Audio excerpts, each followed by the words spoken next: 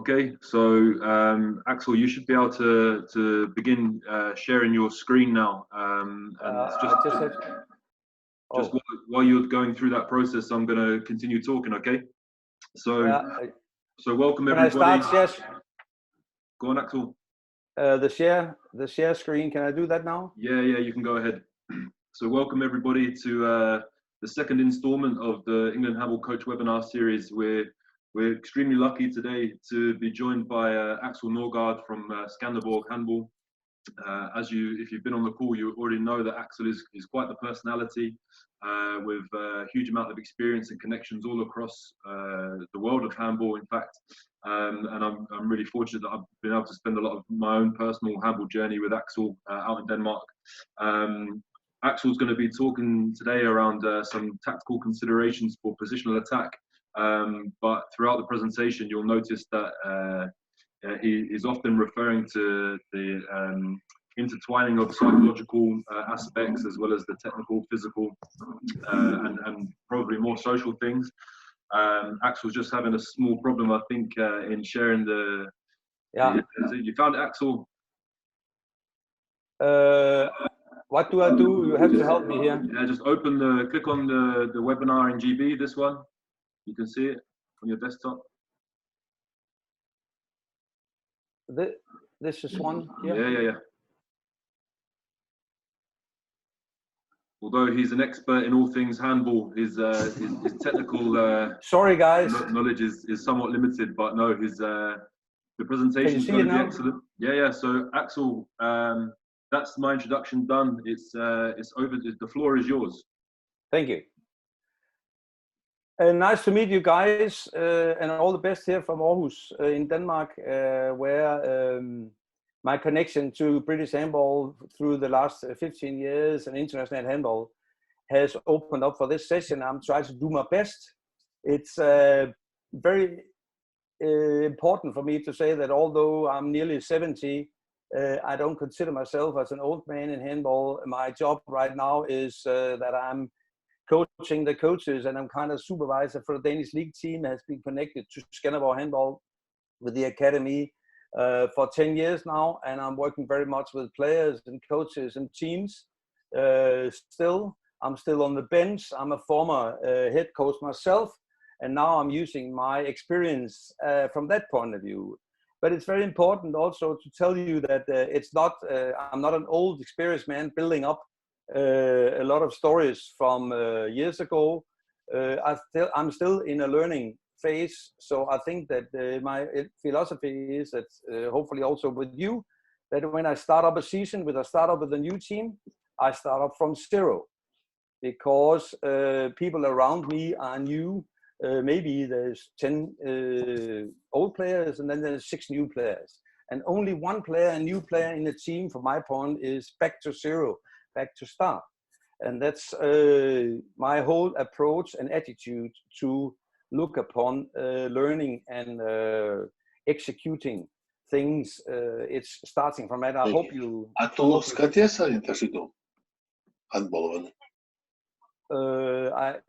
I don't hear that interruption. Bear with me a second. I'm going to do something. Bear with me a second.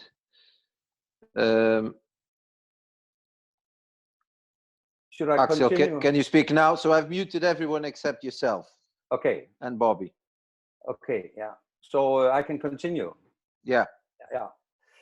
So I'll move on now to the slides, and hopefully in general you can give me kind of feedbacks, but maybe I should start with introducing my whole philosophy and the idea about it. So the next one you can see here is that when I'm turning, and the basic starting for all kind of learning and improving, is that we start in the bottom of this triangle here. That's the whole philosophy, that you could have from my point of view, 3 different focuses for learning and for matches. You can naturally have the top of it, and it's a part of it, the result focus. But you could also have a process focus, and you could have a performance focus. My idea is when we're talking about learning, the whole basic about it is that we have to start from the bottom and use the focus for every type of learning, every type of improving is to start from the bottom. You create results through working, first of all, individually on the position with the personal skills. That's your performance focus. And then you take the next steps into the process focus, which is your team. It's a part that has to be integrated in the process focus. That's your team playing, your team skills, and that will make some kind of a result.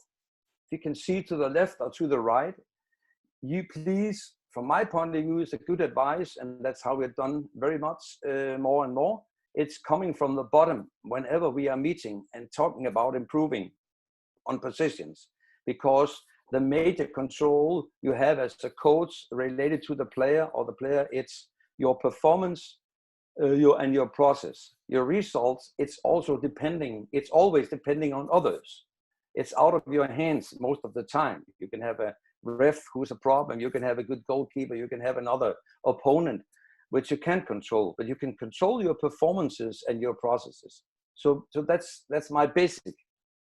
Another basic is that in that situation, we are leaving the platform of talking about results. We are only talking about, not about winning or losing. We are talking about lose.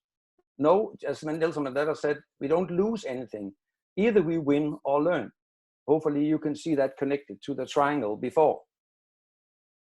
So, and the next basic is that from my point of view, handball in action is a combination of what you think in your head and what you do with your body.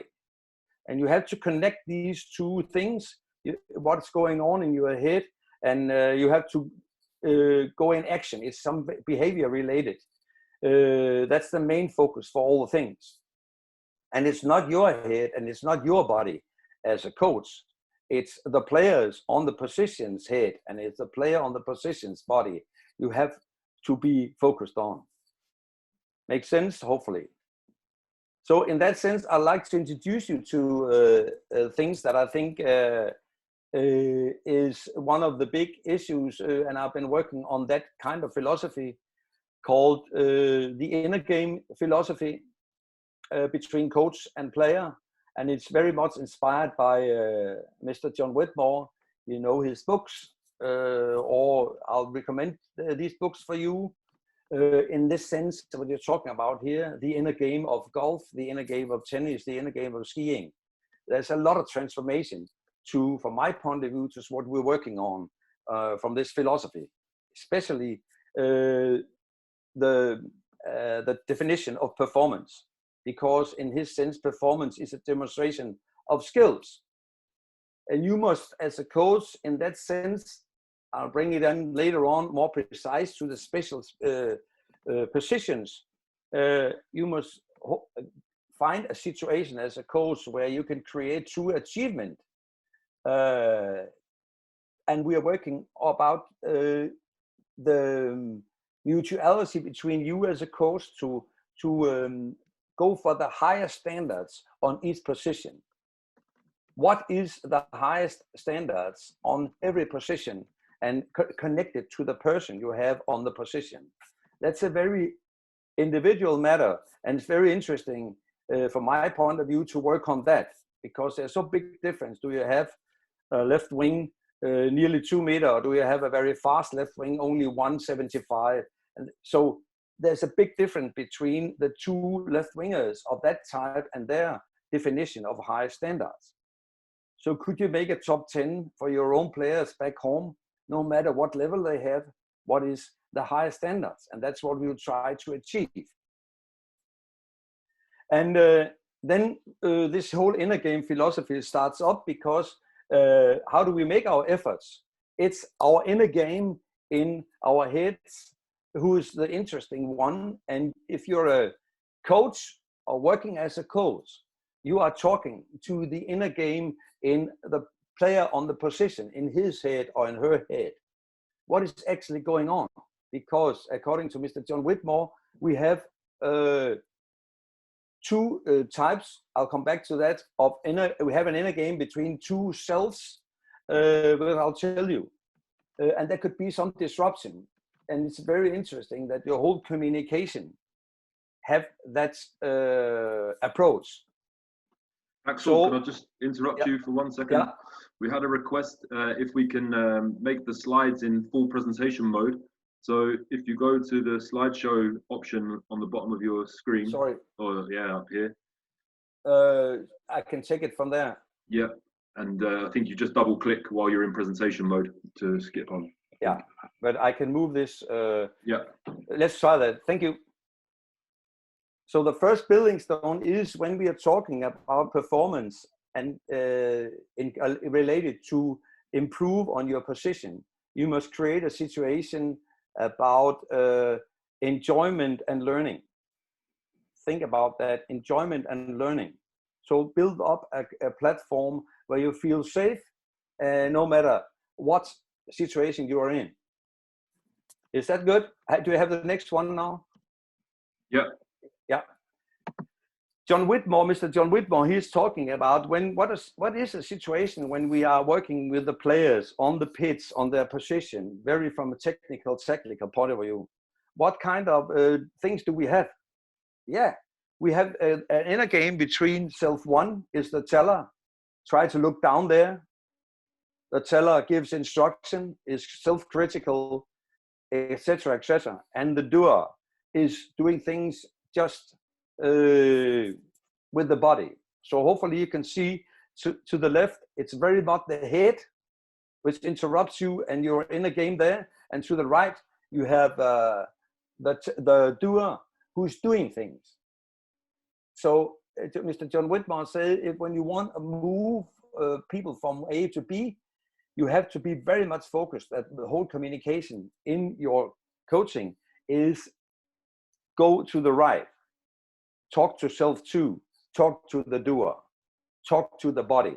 So it's a new definition from now on with the word body language. Hopefully you can accept that in that situation. Okay? And he's talking about a very interesting things that if we had to make a top 10 on each position, what is the tool? What is the keyword? He's working with the word called critical variables. On each position, you have a number of critical variables. That's a small technical details, which is important for each position.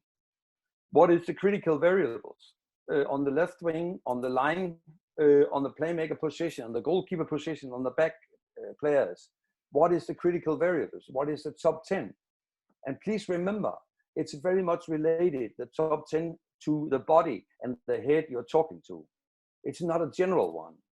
It's very much related in this sense or this way of looking upon things to the small left wing, to the tall left wing, to the line, two types of line players. In Skanderborg, we have two types, very good line players. We have one 2-meter line player and we have one smaller one, 180. We are working with 10 numbers, personal numbers of critical variables for each of their players because they are different. Their body are different. Their head are different. That's the whole issue for us to, and we have that going on all the time in our interactive communication in the coaching team. What type of communication do we need for the small line player according to the tall line player? Because we are working on two very personal levels. I'll continue. Here we have an example of general critical variables in a handball. You can see them just looking down the page, looking down the slides. When we are communicating what is critical variable, something about the ball, the speed, the power, the time, the clarity, and things like that. So that's what we need to use. Here is the 3 criteria when you work with critical variables. And I think it's a big challenge for us through my career as a coach. It's very late in my career that I can see that my whole communication has been changed little by little from maybe the instructive sentences to the players using my picture of what you must do and then more find out what's actually going on in your head and your body on the position.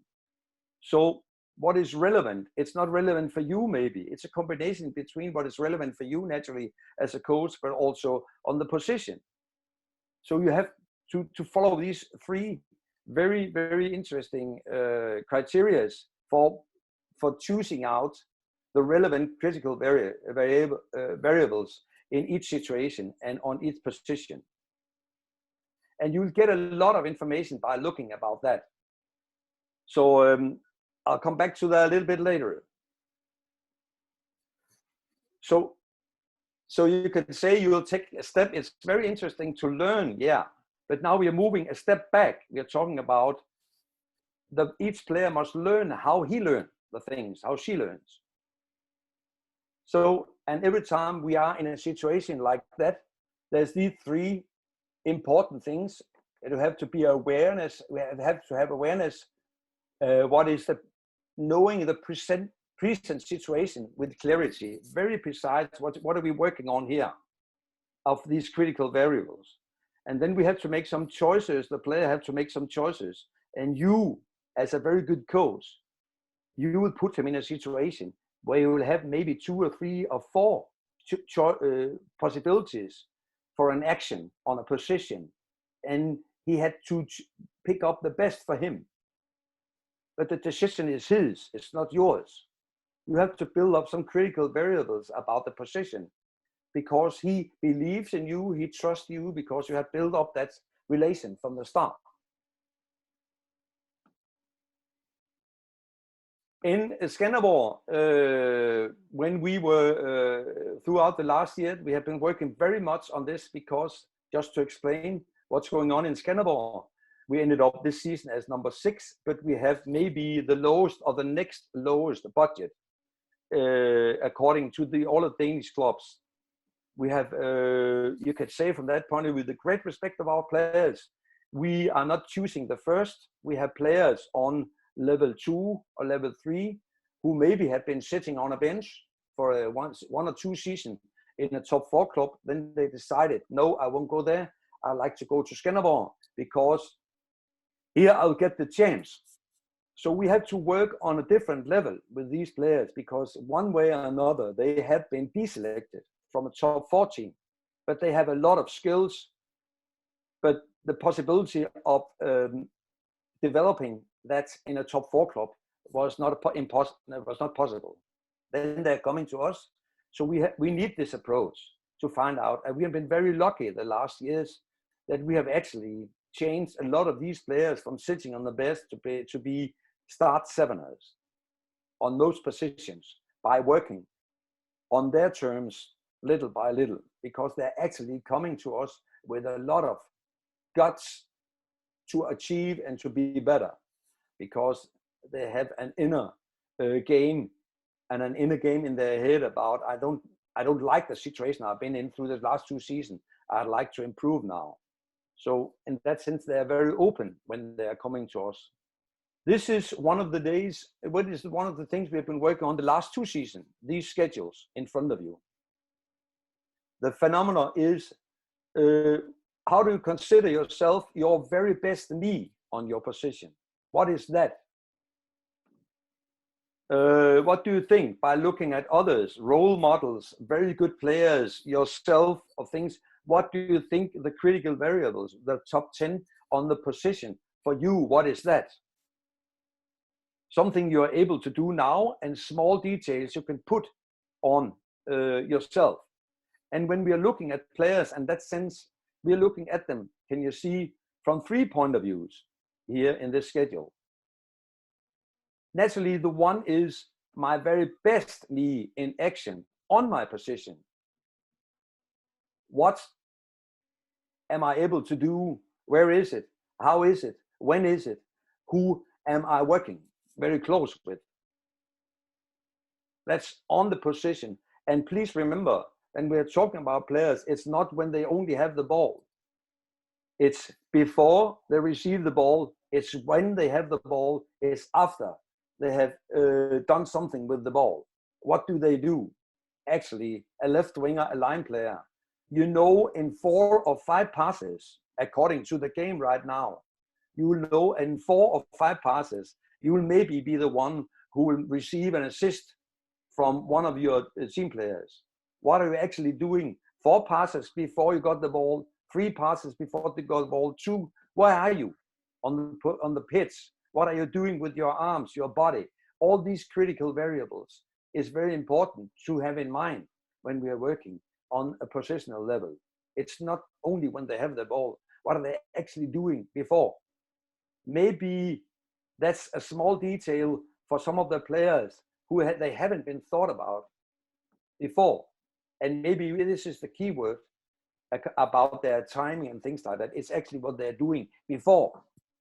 And then coming back to this schedule, the good day, the definition is 1, naturally on your position, but it's also what are you doing in one of your best matches? What is actually when you are giving assists to some of your teammates? What is the top 10 there? Because and then when you are receiving team assists from your teammates, what's the very best day, the very best version, the very best you? What is typical characteristics, critical variables for these situations? We have asked this season, actually here in the middle of the season, because we have an integrated team. Most of the players have been there now for 2 seasons, only 2 or 3, 4 in and out for every season. So it's very important that we have been using this kind of issue. And it has given us a very lot. So each of the players this season in January, between the autumn half and the spring half, got this schedule in front of you. Please go back home, and in a week, we'd like you to fill this out. So we have to point this out personally, and then you have to be ready to meet some of your teammates who you are assisting, who you are receiving assists from. And you have to have a discussion about what's in each and every schedule. How do you look upon yourself? And how do your colleagues look upon you? And just to tell you, it created a lot of innovative thinking, because some of the players naturally have written something about themselves in the first, with the very best me in action. But some of his colleagues said, hey, I think you have forgot 1 or 2. Have you thought about when we had this match, you actually did something we haven't seen very much of that. Oh, I haven't thought about that. I think that's number 2 instead of the one you have put yourself in number 2. And then can you see, we also had, hopefully, we have a very constructive discussion about having assist, giving assist. Is that also the characteristic for me as a player? Yes, it's not only the result, coming back to the beginning of this lesson. No, it's your process. It's your what I had number 1. It's your performance, your personal performance. I'm very much interested in, and this is integrated in our team. So by filling out this schedule in front of you right now, you can see we both have the performance, individual performance, and we have you have to discuss that also in the context of your team and the game plan of your team. Hopefully you can understand that. So we had a very constructive discussion about that. And some of the players actually were a bit surprised that their colleague, he was talking to him 4 times a week, playing two matches a week, that he had seen this, he had observed this. Although they've been talking together a lot of things, he was surprised. 2 or 3 things I haven't heard about, I haven't thought about, that you have this point of view, that you have looked upon me from that point of view. So on the small details, it creates small improvements individually and also collectively in the team by having a discussion like this. Talking to, you can see in front of this, before I met you here today, I talked to my head coach, Mr. Nick Rasmussen, who has been the head coach, and I've been supervising him the last 2 seasons. And we talked about how do we, from a Skanderborg point of view, look upon critical variables. What is important for us when we look upon players who must cope and must be able to work with critical values? What's their top 10 on each position? And then we have put it in this matrix, also in the phases of a match. So you can see just by looking down here that it is some of the things that some of the players have been written in their schedule, the slide before. And here we have examples of what they actually were talking about. What is important for me, if I'm a line player, I need you as a playmaker, our cooperation, our way of making rash, our way of making one another even better. That's by knowing very precisely what is your critical variables in your cooperation with me and vice versa. And here you have examples of what's Mr. Nick Rasmussen's point of view according to our team right now. You can see that later on. I don't want to go through each and every one, but hopefully you can see that here we have examples of critical variables. And then we can take a step down. You can go down to one of these, and you could say, for instance, organized attack, go down to playmaker in attack. What is important for him? Strategic skills.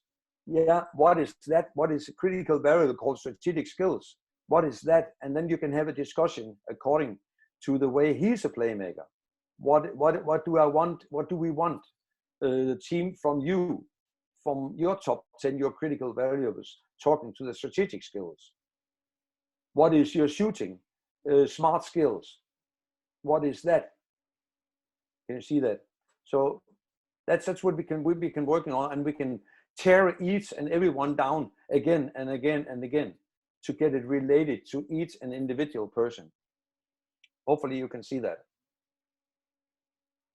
And when we ended up with this schedule, this not the one before, but the one with the individual schedule, we actually put all these individual point of views, maybe each player's top 3 or top 4, we put that in a big matrix and handle it out to the players so they can see before a match, before a training, what's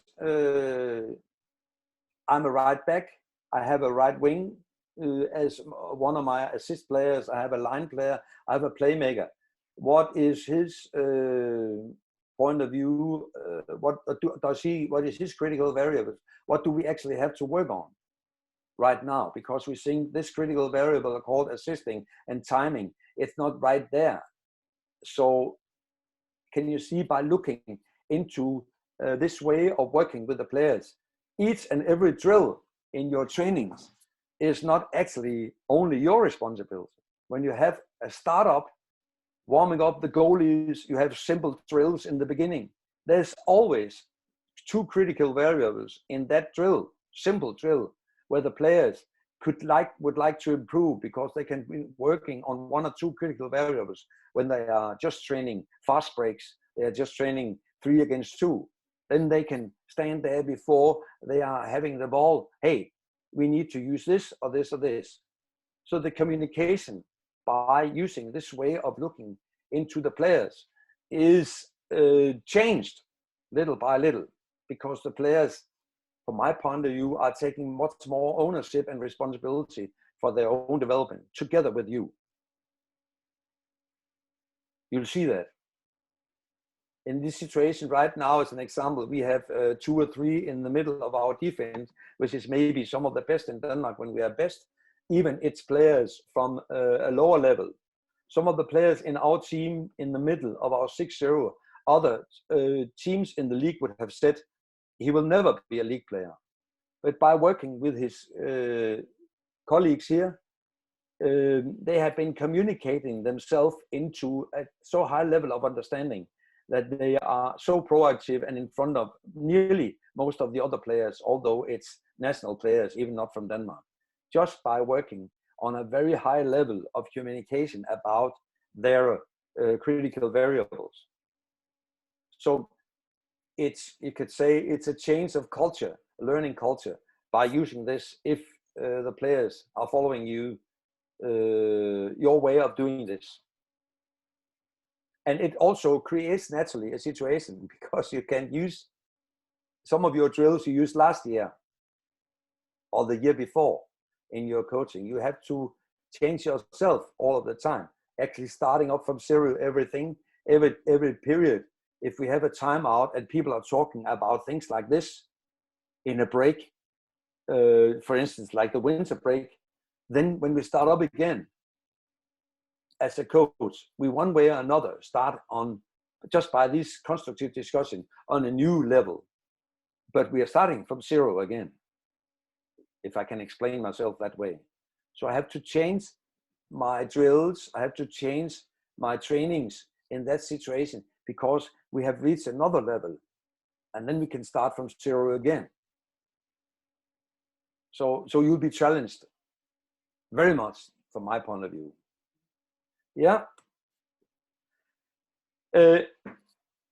This is my last one, and because one of the guys we have been talking very much about, and I'd like to show it to you here, is our left wing.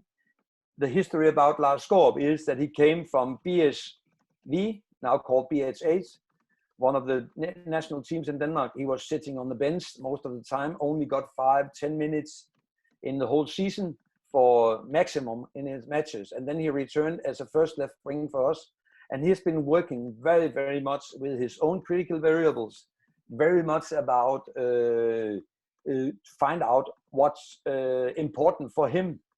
And this season, he has reached one of his goals, actually, that he has been selected beyond national players in the league to be the most effective left wing and it's 100% because he has a high level of looking upon himself and how he first of all likes to be assisted, or the next one is what position he'd like to take. So I'll show you here the critical variables, and then we afterwards could talk about what is the critical variable for a guy like Lars.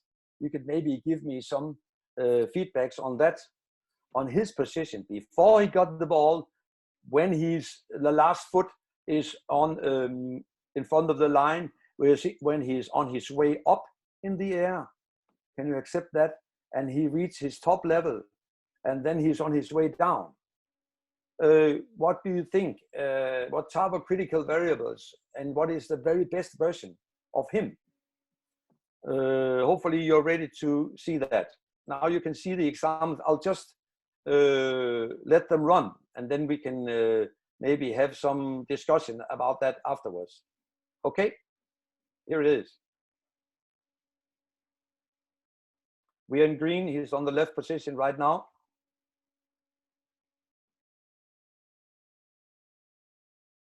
There it is.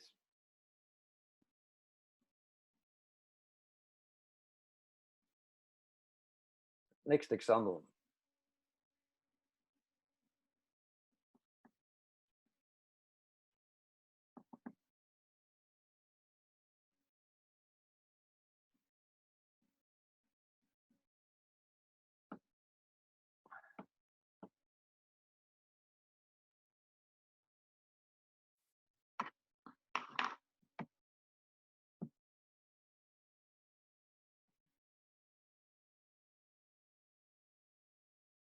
Yeah.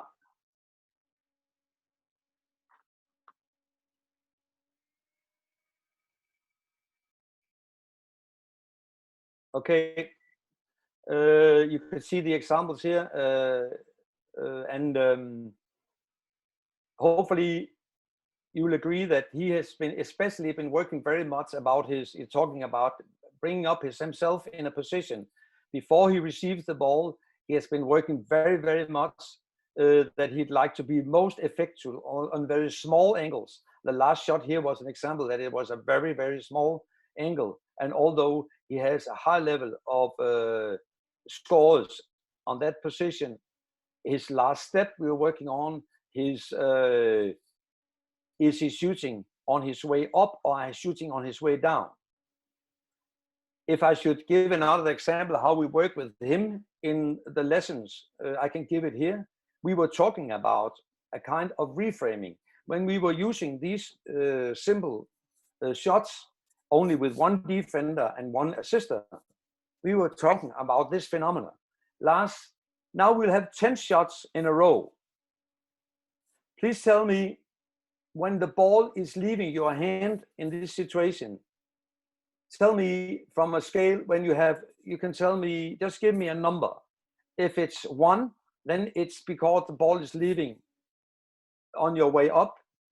If it's 2, it's just before you reach the top of your jump. If it's 3, it's right on the top when you are on the top of your jump. 4 is when you're on your way a little bit down, and 5 is when just before you reach the floor. Don't think about scores. Don't think about the way you shoot. Just do your best. And now our critical variables is the jump and on your height and where are you on this curve. 1, 2, 3, 4, or 5. Please take 12 shots. And then you take these 12 shots, and every time you finish, you said 2, 4. And then after we had done these 12 shots, we've had a discussion about how does he felt in his body? How was his shoulder when he shot? Because we had some special focus naturally on shot number 5, for example, 5, 7, and 9, because there was something, and he said there was something about my shots just between the distinction between number 3 and number 5 was very interesting for me. It's something new for me.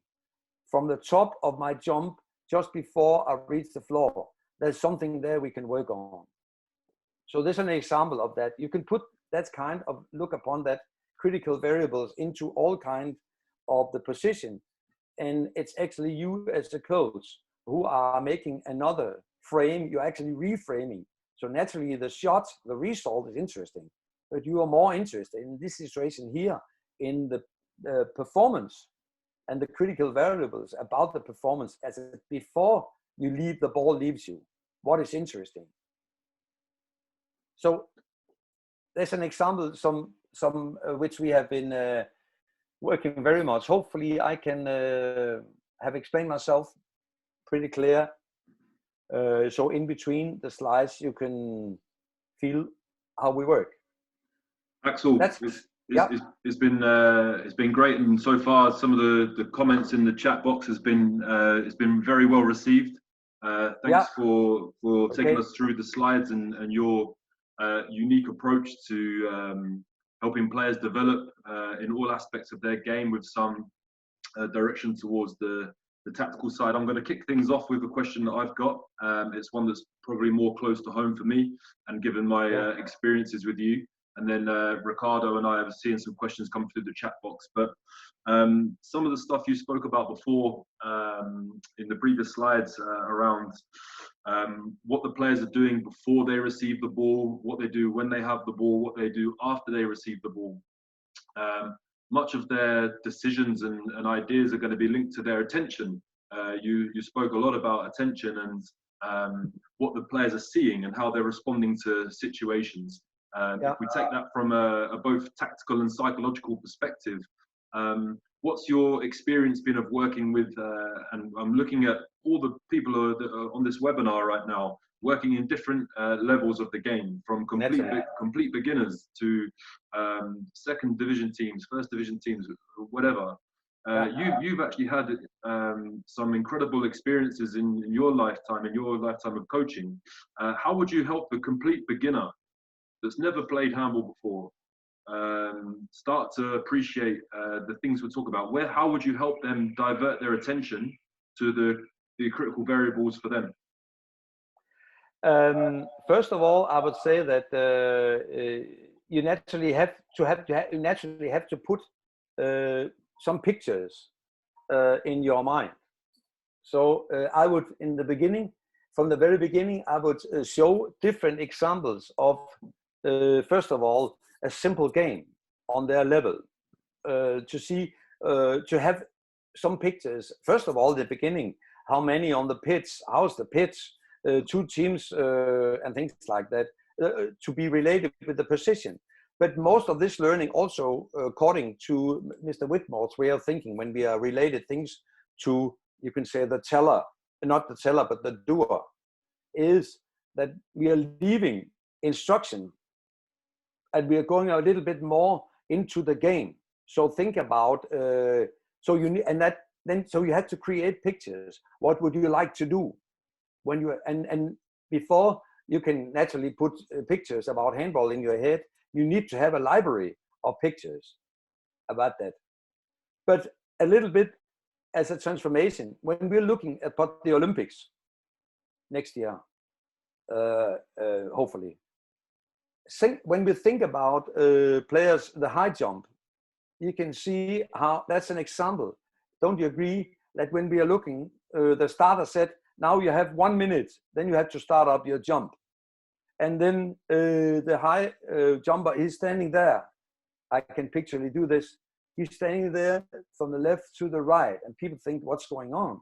And then he's doing this one, if I can explain, he's actually closing his eyes, and then he's having a movie inside his head about a successful jump, just like here. And I think you can do that on all levels, but naturally you have to put some pictures in the library. First of all, when we are talking about beginners, and there's people who know much more about that than I do, but I still think there is something you have to close your eyes and see what's actually going on. If we are going on a holiday, also as a kid, you know that when we're going to a holiday, we haven't been there before. We are sitting in the car, in the train, in the plane, and we have not been there before. But no matter how, we are building up pictures. Oh, the hotel is there, the beach is there, and things like that. So we are all the time, that's a basic one for us. We are building up pictures, where we are going, where we are swimming, when we are running. So this is a general basic phenomena, which also is recommended by Mr. Whitmore here. Try to work more in stories and pictures and movies with yourself in a part, and then imagine that, because that's the fastest way from moving things you have to do from your head to your body. Thanks, Aksel. That's faster than instruction. Yeah. It's very interesting, the use of imagery and visualization in the sports psychology world. Really, really interesting stuff, and building up those pictures. So getting them to play the games, especially at their level, watching matches, all those kinds of things, really useful. Ricardo, I'm going to ask you to jump in now, because you mentioned to me that you had a question to maybe frame some of the presentation. Well, I think you've touched most of the point I was going to ask. My question was more following up a few comments I've seen on the chat. Yeah. In terms of people arguing that that sort of strategy would work if you were talking about high-level players and wouldn't necessarily be used in different contexts, and that's could be a question, but could also be a comment on, you know, the strategies can be adapted and adjusted to your context, I think. Mm-hmm. And I would like to understand your opinion on this, Aksel. Yeah, I will disagree about that, because I've seen examples of that. I've seen, especially if you investigate a little bit in looking into Mr. Whitmore's inner game philosophy, you will see that it's also available for new beginners and for all types. Yeah. About this reframing stuff. If you ask 2 players who's not very good in passing, and then you have 2 girls or 2 boys, very young, standing in front of you, and you like them in your drill to pass with one hand and catch and pass, and you know in the beginning it's even a problem for them. And then you can start instructing them.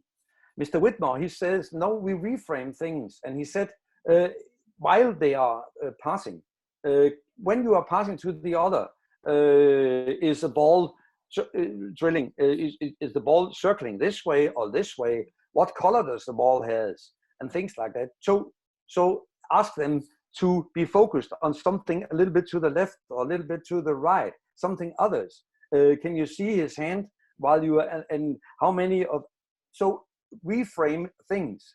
And this is the answer I could give. I've seen examples that just by reframing things and your own approach, attitude, telling a story instead of telling what to do, it changes things, and kids can actually work more automatically about that, because then you're more talking to the body than to their head. Yeah. And you're it's also about because go on. Just last one is that if you kids, it's so much, if you're talking about instructions, then the word yes, that's correct, no, that's not correct, no, that's better, no, that's not that good, things like that, that's judgmental.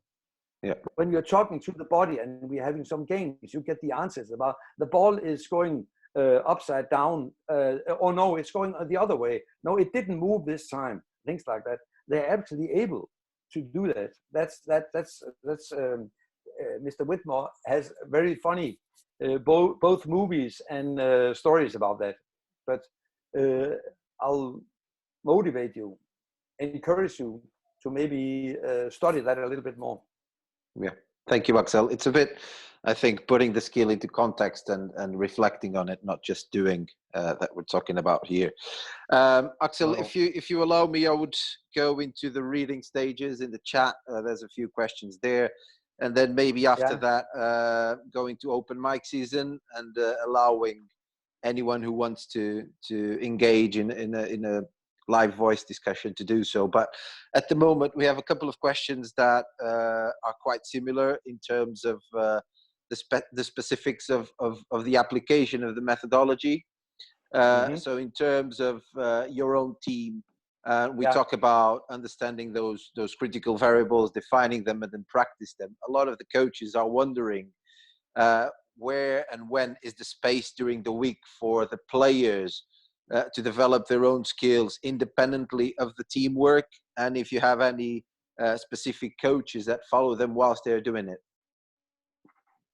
Yeah, if I understand it correct, it's when we are together nearly every day, there's a lot of room for working in 2 hours. It's naturally only 6 against 6. It's not only tactical result thinking. It's naturally also divided, and we have naturally special coaches for each and everything. So from this point of view, our physical chef is very much connected, especially to jump, and he's working together with the assistant coach to have all the position specific responsibilities about the players. But naturally, we in this situation, it's just about building up, facilitating. So you are facilitating periods in the trainings where the players can get. Now you are together with your assister or the one you assist, or you can have the defender in that situation.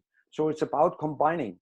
Like number 2. Right 2 in our 6-0, I like he had to work a little bit more on his tackling or his ball stealing. In that situation, I'll build up a 1-to-1 between, so he can work with his critical variables. And then we have a playmaker and a left wing and a line player or something else working together with him. So the way you prepare your strategy for your lessons is also very much inflected on that. But you facilitate a situation, create a very simple situation, and then it's up to the players. They're actually also able to say, no, can I give the assist from this position? Could you maybe try to, things like that. So you have a little masterclass for 10 minutes, 15 minutes with the coach as a facilitator and the players taking ownership and responsibility for the situation, because they're working on their critical variables in the schedule. Yeah. Aksel, just picking up on that, there's a question here from Tavi who asks, how many times per year do you reassess those critical variables and reestablish those schedules you've showed us at the beginning? So do you want to shed some light on that, please? Yeah, you could say that it's a natural and ongoing discussion, naturally, when we are talking professional handball players. because our whole way of recruiting players is that in the beginning of the season, when we are talking about what's your role this season, what we like to do, then we are talking about the critical variables. Then Yes. we are working on them continuously during the season. But when we have periods for timeouts, we are actually using the timeout. A timeout is maybe 2 weeks because the national team is away. Maybe it's in between Christmas and New Year and things like that. So maybe 2-3 times a week we have a real timeout and have a discussion about whole our interaction in that situation. But also, I have the situation because I'm the supervisor for. If a player is in a period feeling, well, I'm in a very bad period right now. From a scale from 1 to 10, I could say as a supervisor, hey guy, don't you agree? You're between 2 and 3 right now. And he said, yes, all right. Should we have 10 minutes? Should we have a talk and a cup of coffee about your critical variables? Yes, he said, we need 3 cups of coffees and we need cake and we things like that because we really like to have a discussion about that. And then we are talking about his critical variables. Can you see that? But it's also on the bench. I have to open it here. It's also on the bench. I'm sitting on the bench. And when a player is coming out, because he's been taken out and maybe has been successful the first 15 minutes, in 5 minutes, he had to be ready again. In 4 minutes again, I have to make him ready. How do I have to make him ready? A short discussion because we know the schedule. We know what is in the bottom. What 2 or 3 things from your own top 10 critical variables, the very best of you, who we haven't seen today. What do we have to find now? What are we having to do in the nearest future? This will be next time you're moving into attack or defense. What do we take from the critical values? What do we make focus? Actually, one of the players, if you would allow me, one of the players said before a match, during his warm-up, Aksel, I need a focus. There's bees in my head. I can't focus. And then we decide, okay, let's set 1 or 2 of your critical variables. What is that? That's your fast break. That's right the moment when you are returning the midline and you're getting the ball and you are in an assisting position. What are you actually working on there from your critical variables? Thank you, he said. I don't need more. Hopefully that could be an example. Yes, absolutely. There's a practical question from Max who goes, who you touched that briefly. So he asks a very contextual situation where how would you, as an assistant coach, as a mental coach, act in a scenario where you remove your reliable player who has missed 4 shots during the game, you're bringing the second option who is actually having a good game, and then the player you removed initially is asking to go back in. What would be your reaction? How would you use those critical variables reflection tool to bridge that gap and to sort this situation? Interesting question. Also, what's behind that question? Very interesting. What thoughts are behind that question? That's very interesting for me. But thank you, because if we follow this situation, we have been working on this for some years now. It's an investigation. Can I use that word? Yes. In your team, because it's the way of mindset going into matches. And we are not talking about that anymore, because the players, very, very rare, by using this, they can see that every player in the period, although he's your start 7 or nearly every time, he can see in the period, these first 14 minutes, I've been very much far away from my very best me.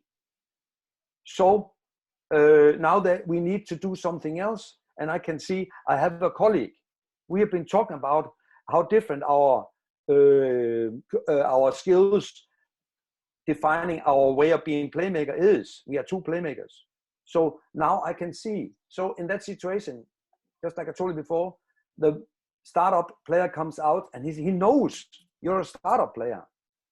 So maybe in 4 minutes you have to return, or maybe in half an hour or things like that. What was the learnable? You didn't lose, baby. You didn't lose. You learn.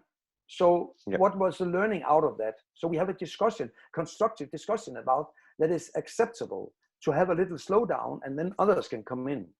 Our example is our 2 line players in Skanderborg. I talked about tall guy, Mads Kaldstrup, and smaller guy, Nikolaj Nielsen. They are very different, and they have a total understanding about, now I can see, now I'm pretty close, I have to go in to assist him. So we're not talking about bringing players out. That's out of our discussion. We're not taking players out. We are bringing players in. Yeah. A really nice way to frame the absolutely. situation, Aksel. And I think a lot of that is the reasons the players would respond maybe is because of the culture that you've cultivated at the club. It's become a much more open environment and players more willing to share their frustrations. Yeah.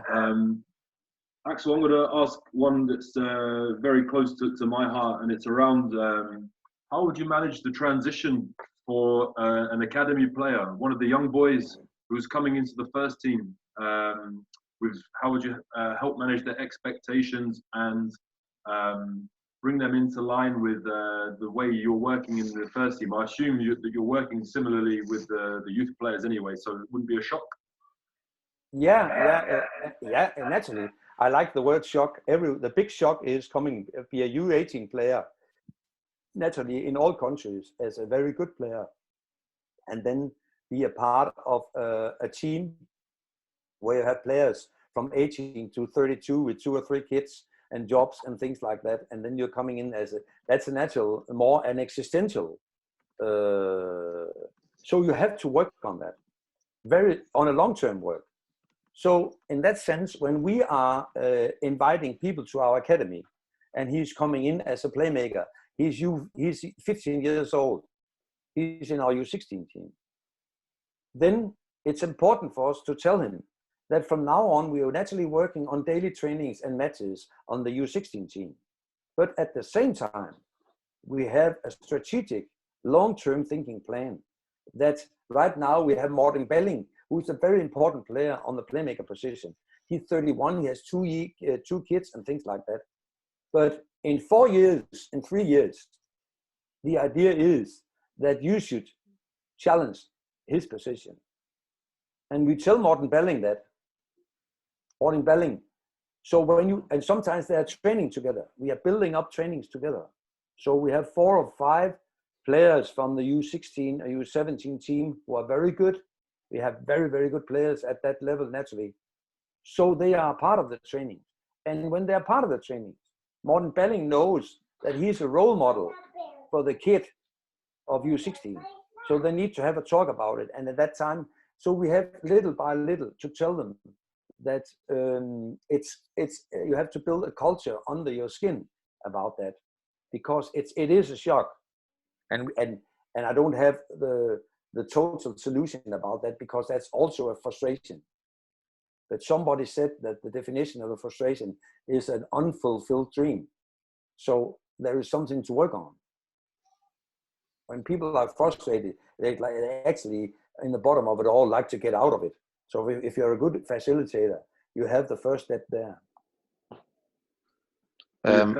Sorry, Ricardo, did you have something to add? Yeah, there's another question on the chat, and then probably 5 more minutes with open mic to see if anyone wants to engage, and then we might close it if no one does engage. But Aksel, an interesting question about how do you analyze the effectiveness and performance of the critical variables that you determine at the start.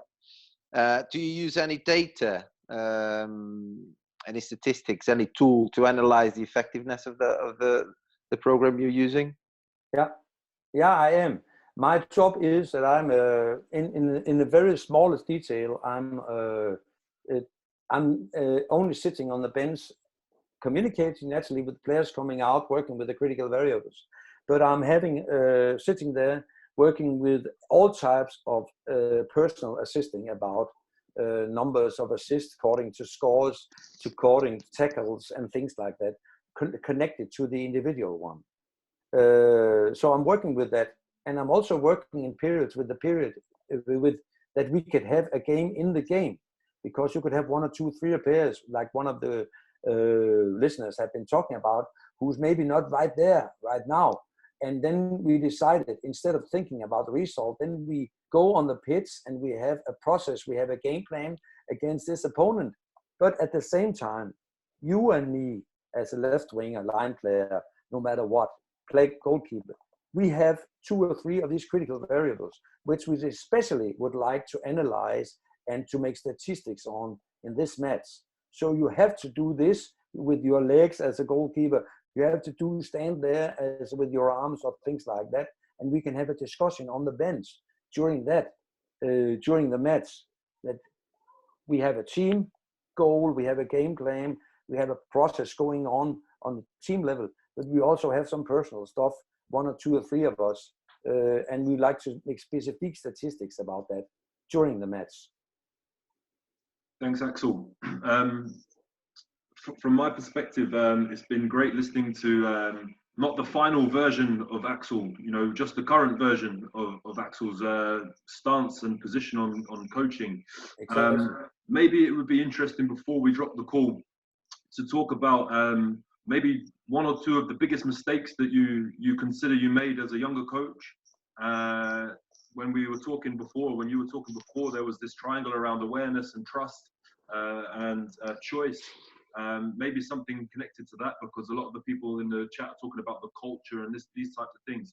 Any big mistakes you made, and something that you would advise against other coaches making? Yeah, you could say my first answer would be that maybe I sometimes I haven't started. I have been proactive enough. Maybe I have been too busy, too stressful about integrating a system like this, and maybe sometimes in periods where you think, now we have to do something very, very different because now we're in a bad period or things like that. I think it's very important in this situation that I've learned that if you want to do things like this as as your way of interact, then it's a long-term way. You have to make a draw and say, now we'll try to do this. So it's very, very much about timing, and maybe my timings haven't been the best in my history. Exactly, in that situation, yeah. So that's the one thing, and the next thing is that when you're starting up things like this, you naturally are creating frustration, and you will have players who don't who think you're an idiot. But and the older you get, it's easier for you to say, yeah, you have hired an idiot. I can live with that. We're moving on. So in the beginning, maybe I was too much influenced on different approaches. You have to follow this line but it had to be done very easily, little by little, and explained little by little. And it had to be a long-term. You also need maybe the club, the board, to tell them that now we're working on different terms, and maybe we have to use the next season for that. Okay, Aksel, there's one more question, and I imagine it's something that you're used to, but how much is the video worth, from the matches and the training, when you're observing the critical variables? Do you often find, and I'm paraphrasing the question from Pedro, a former colleague of mine, but do you find there's sometimes a difference on the match day when you're observing on the match, something that the players are seeing and feeling, compared to when you watch it back on a video? How is there any discrepancy, any difference between the feelings on the day and then in reflection on the video? Can you put 1 or 2 more words on that, just to be 100% precise about the answer? Sure. So you're working with the players during the match. You're on the bench. Yeah. You're giving some feedback and having discussions with the players on the day of the match. But then in the 2 days after, you're watching the video of the match. Making some analysis.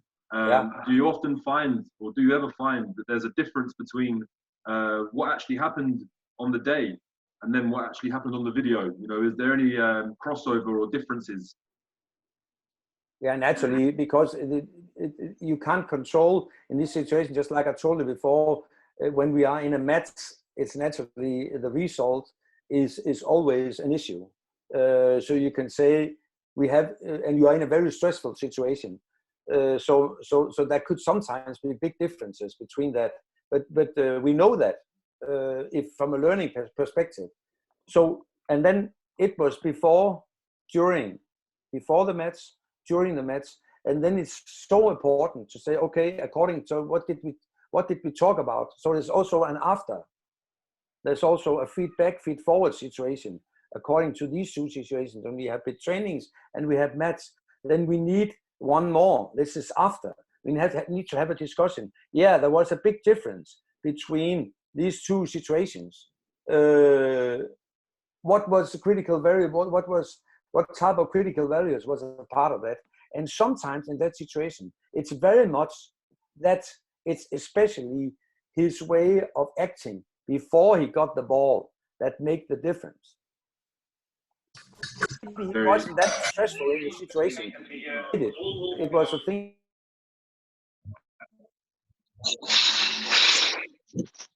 Oh, we have a lot of well-known guys now. Yeah. Now you're away, Bob, for me.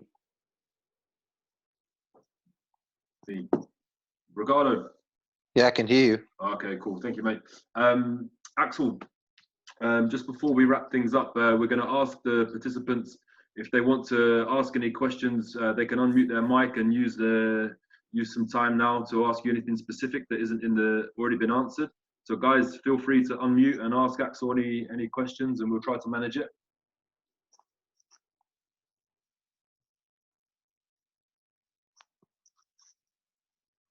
Hello.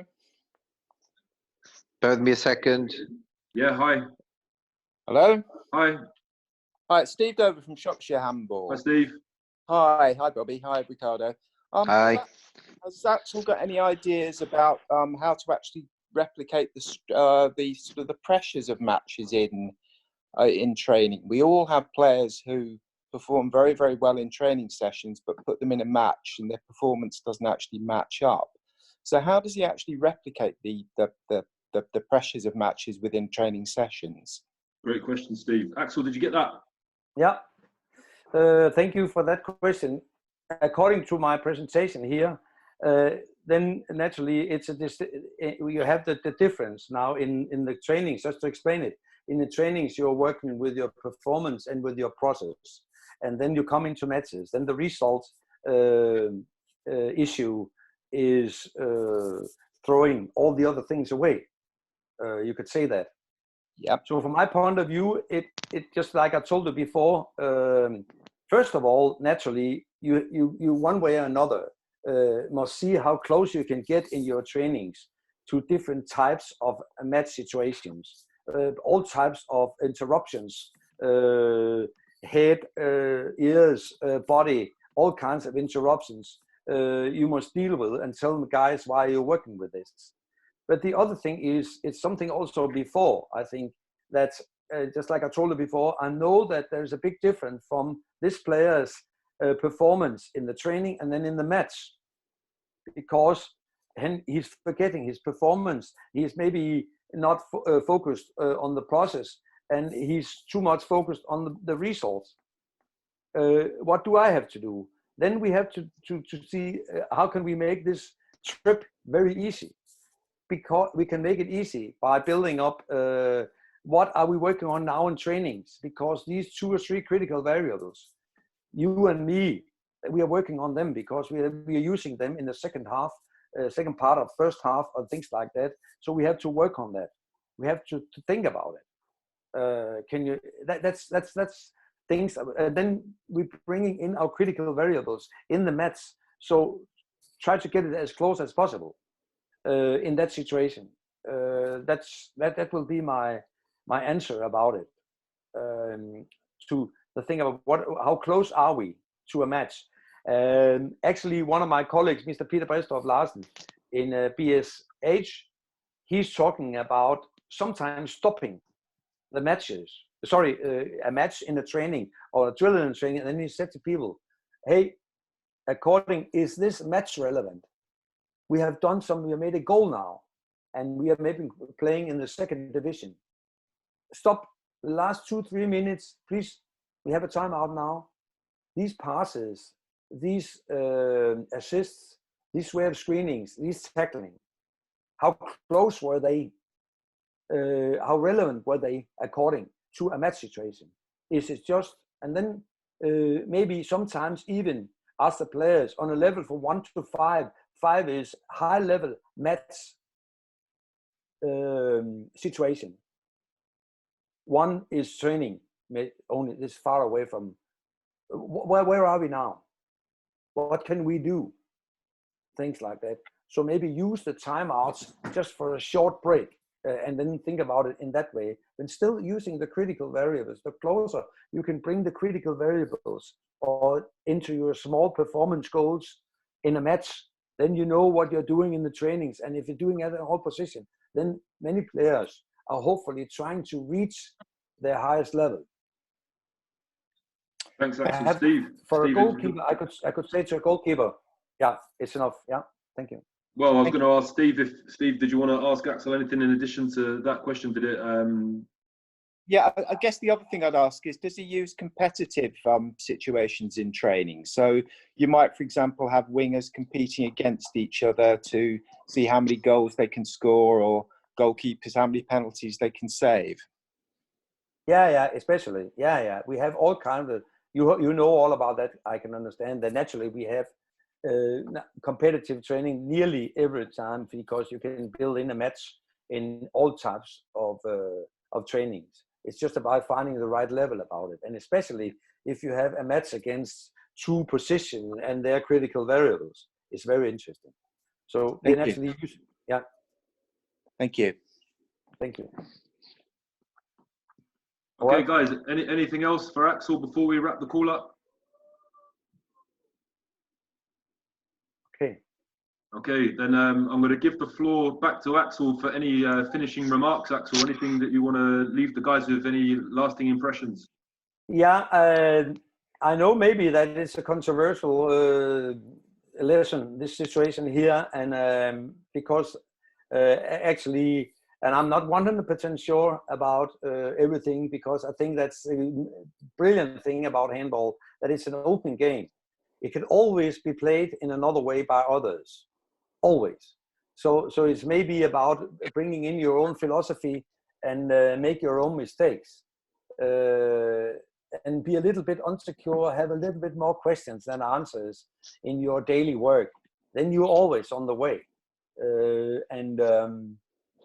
So it's about building up a culture. I think it's in a culture about performance and processes where we can accept each other's roles as coaches and as players.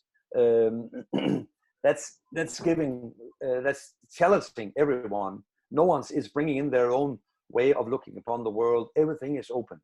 That's bringing a lot of pulse and very constructive. Although no matter if you're 20 or you're nearly 70, as I am. Axel, what a fantastic speech to finish on.